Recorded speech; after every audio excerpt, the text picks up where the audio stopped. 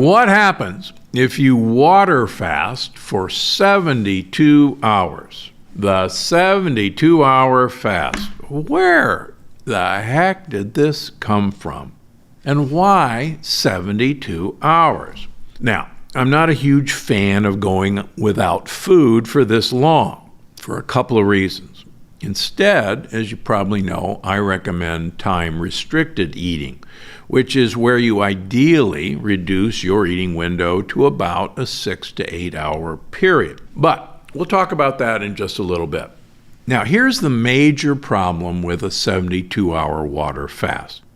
Most people will crash and burn. Why? Studies have shown that even if you are of normal weight, in other words, you're thin, 50% of you are metabolically inflexible. Now, what does that mean? Normally, your mitochondria that make ATP like to burn glucose, sugar, for fuel. But if glucose runs out and isn't available, they can make a switch to burning free fatty acids that are liberated from fat cells to make energy. Now, your brain, unfortunately, can't get free fatty acids because, quite frankly, they're too big to get through the blood-brain barrier. Instead, your brain will use ketones, which your liver will make if free fatty acids are available. Now, it's a big if. Here's the problem. 50% of us, plain old normal weight people, can't make that switch. 92% of overweight people can't make that switch. And 98% of obese people can't make that switch. So what happens if you decide to just drink water for 72 hours? You will exhaust your glucose supplies in about 8 to 12 hours.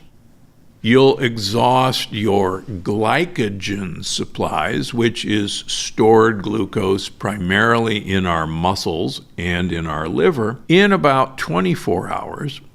And then, unfortunately, you will not be able to liberate free fatty acids from your fat cells because, as I've talked about before, the vast majority of us who are metabolically inflexible have elevated insulin levels, and insulin will not let you release fat from your fat cells even if you're starving. And it takes multiple days for insulin levels to drop enough that you can start accessing your fat. So what happens? You get hangry. You get headachy. Your brain is going on fumes, and you'll notice that you don't function well. I've noticed this in people who go on these fasts, and they're very healthy. And I'll see them in the Pilates class, and all of a sudden, they can't even do an hour of Pilates, power Pilates. And I'm going, hey, you feeling all right? Oh, no, I'm doing the 72-hour water fast because it's healthy for me. And I'm going, well, what healthy? You can't even do an hour of Pilates, and, you do it every day with me. And they go, oh, yeah, that's an interesting point. Yeah, I got no energy today. And these are healthy people. So please don't fall into this trap. Okay, so you're metabolically flexible. What happens in that case? Well, you have to get energy from the fat in your fat cells. So what? Unfortunately, fat is where we store our heavy metals that are mischievous. A tuna or swordfish, most of us know, is full of mercury, even though it's swimming around and is a powerful, 1,000-pound fish. Why aren't they dying of mercury toxicity? Because their mercury is safe in those fat cells. The problem when you start fasting and you are metabolically flexible, is you start releasing fat from your fat cells, and guess what? Out comes the heavy metals.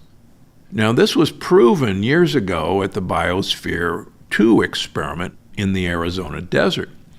And these people, unfortunately, couldn't grow enough food to live on in the experiment.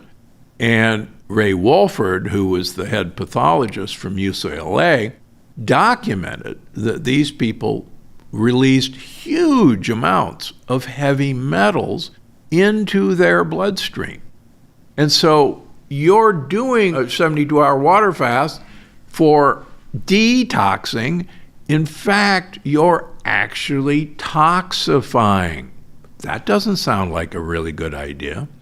Plus, your liver is responsible for detoxifying, and your liver is starving because it doesn't have the fuel to accomplish the purpose. Finally, your liver cannot detoxify heavy metals, and instead it pushes it out through the bile, and your bile has the heavy metals, and guess what? You reabsorb the heavy metals again. So your whole purpose of detoxifying actually fails. So that's a really bad idea. So what do you do instead? Actually, before I get into that, one other thing that you should realize. If you can't get to free fatty acids and you're metabolically inflexible, you can make sugar from your muscles, and it's called gluconeogenesis. So guess what happens? In the worst case scenario, you will actually lose muscle mass during that fast. And if you've noticed the recent weight loss craze using injectables, the downside is that you lose huge amounts of muscle mass. And again, that's the last thing you want to do for health. Is there a better way? Well, I mentioned at the start of this, yes, there is a better way. Time-restricted eating. That means compressing your eating window to preferably 6 to 8 hours a day. Now, during that time, during that compression of your eating window, part of that time you're sleeping, so you don't have to worry. But increasing the time, pushing the first meal that you eat, your break fast, closer towards noon, the more you produce ketones. And ketones have dramatic effects on uncoupling mitochondria. If you uncouple mitochondria, you promote thermogenesis. Thermogenesis promotes weight loss. You actually do a caloric bypass on your mitochondria, so they literally waste fuel, waste fat. Good idea. And studies in Italian athletes have shown that this way of eating, as composed to a 12-hour eating window, these were Italian cyclists who ate in a 7-hour window, maintained their muscle mass compared to the group that ate in a 12-hour window. The Italian cyclists who ate in the 7-hour window lost weight, even though they maintained muscle mass. Pay attention, you folks who are injecting your stomach every week. And they actually lowered their insulin-like growth factor, which promotes health span and longevity. How do you do that? Well, Gut Check, my new bestseller, tells you how to do it. And I'm going to hold your hand. I don't want you to just start with a 7-hour eating window. It's too hard. But what I do want you to do is next week, just push your breakfast off 1 hour. If you normally eat at 7 o'clock, eat at 8 o'clock. Do that for a week. Take the weekend off. Next week, eat your breakfast at 9 o'clock.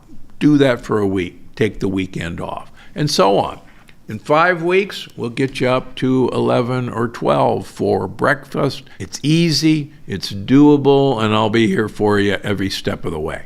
Do yourself and your body a favor. Stay away from a 72-hour water fast.